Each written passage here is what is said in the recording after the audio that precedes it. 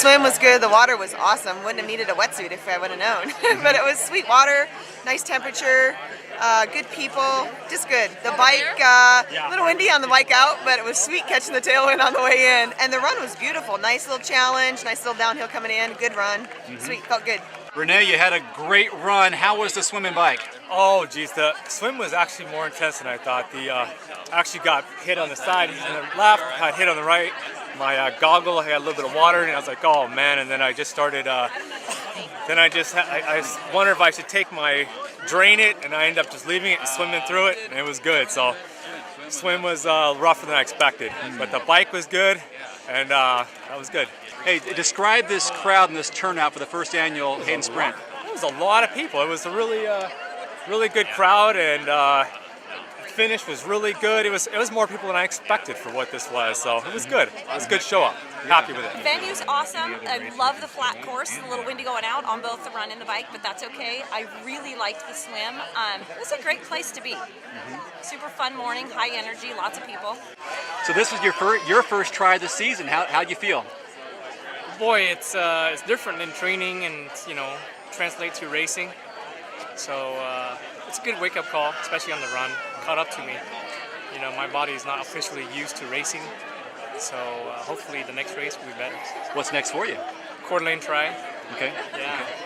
And then Priest Lake, and after that will be Ironman Arizona.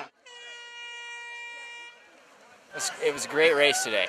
Yeah, good swim. A little hard at first, a little quick gun. Had to run out of the crowd and jump in the water. Swim was okay after that, and then the bike was a little hairy going out, a little headwind, and got into a good group, good pace line of guys.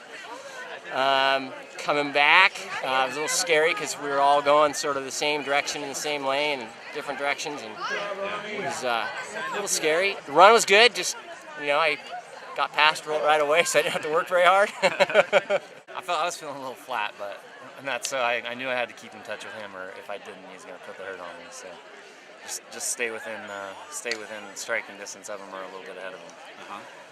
And then Derek, on the run, were you just pacing him, waiting to the end?